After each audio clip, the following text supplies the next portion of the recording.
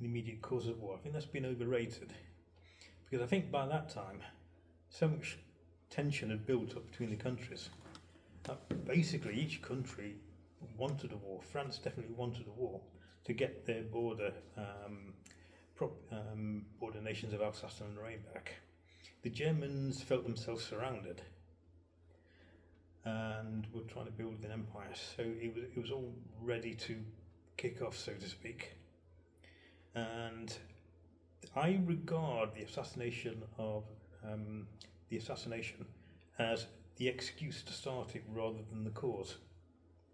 The cause goes much deeper. So I get the impression that if the assassination of Franz Ferdinand hadn't have happened, they would have hit upon the next excuse. So I don't think that played an important part. It was the trigger, the excuse, but I think they'd have picked on the very next excuse because the momentum had built up so much. They were all looking for the first excuse to pile into each other, so to speak. It had become a force of its own and couldn't be stopped. Okay. So they were going to use some excuse or other. The first one that came along, which was the assassination of Franz Ferdinand.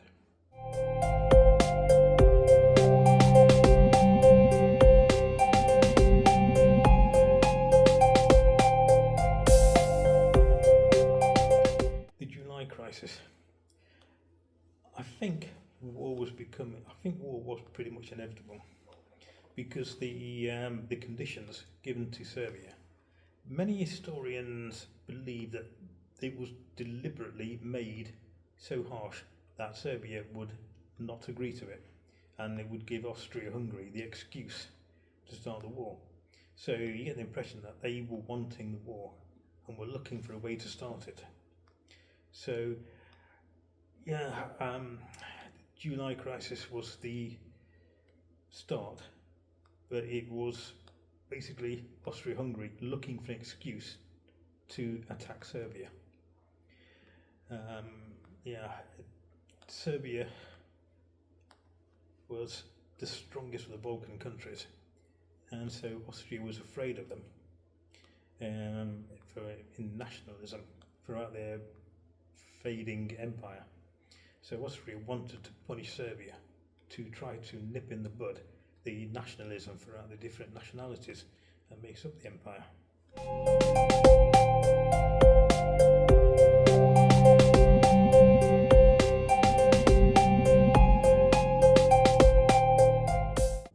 Well, there were changes going on at the time, with Britain in particular, and there was a sort of a major transition zone, because in the 19th century Britain was known as the workshop of the world, but that had been eroding for some time.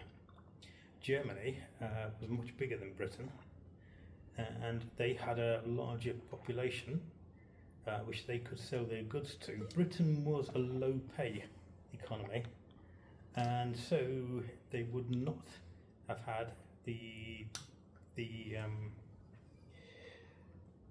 people to buy the goods to the same degree as Germany. That was getting bigger. I mean, the chemical industry was twice the size of Britain, and by 1914 they were producing more steel and iron than Britain. One of the biggest problems was the building up the fleet. In 1905, Britain produced the Dreadnought, which made all other battleships obsolete overnight. The problem is, because of that, it wasn't just a case of building another ship. They had to replace the entire fleet. That was the case with Germany as well.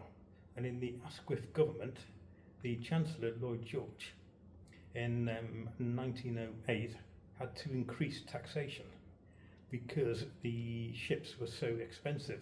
The press was backing it, and the press invented a slogan: "We want 8 and we want 8 and we won't wait." What they mean by that is they wanted 8 dreadnoughts to be produced, but they were incredibly expensive. So, like I said, the taxation had to be increased in order to pay for them. And Germany was also trying to produce dreadnoughts as well to outpace Britain. According to their calculations, the autumn of 1914, which is when the actual First World War started, would have been the best time for the Navy, because they calculated that after 1914 the British would be able to produce dreadnoughts, battleships, faster than Germany. Now the problem is, of course, that would be unsustainable in the long run, because you can't just build more and more super battleships, as the cost will be crippling eventually, and finding the number of sailors to man them and to run them, and so it wasn't sustainable and would have to come to an end at some time.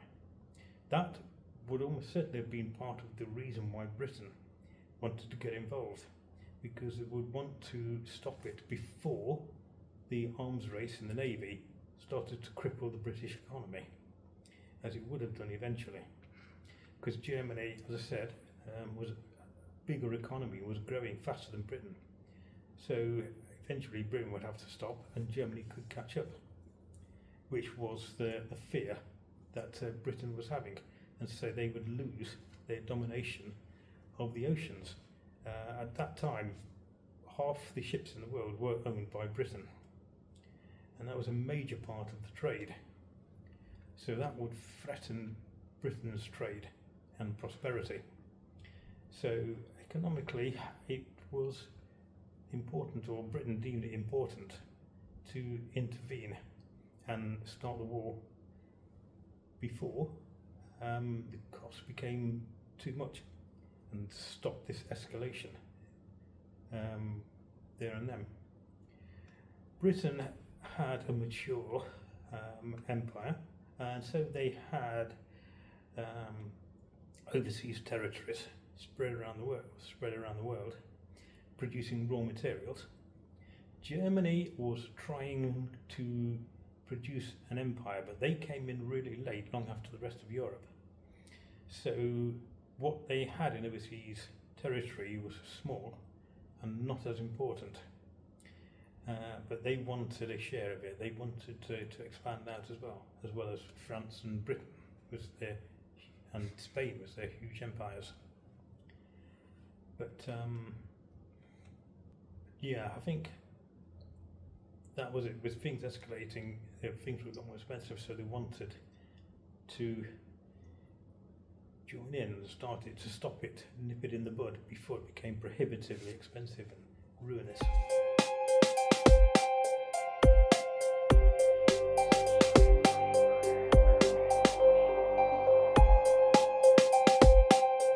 Well, I think you'd have to say that people were more naive in 1914. There hadn't been a continent-wide European war since the end of the Napoleonic Wars, which ended in 1815. So they had grown up with tales of colonial battles in Africa and the East. None of them had really experienced a large war. The Boer War would have been particularly tough one to fight in, but then it depends on how the press deal with it. So the ordinary public would have no idea what it would be like to be in a major modern war. The press was right behind it, and they were building up propaganda. Like I said earlier, it was the press that came up with a slogan, "We want hate and we won't wait." It was a slogan that took off with the public, and so the government had to bow to it.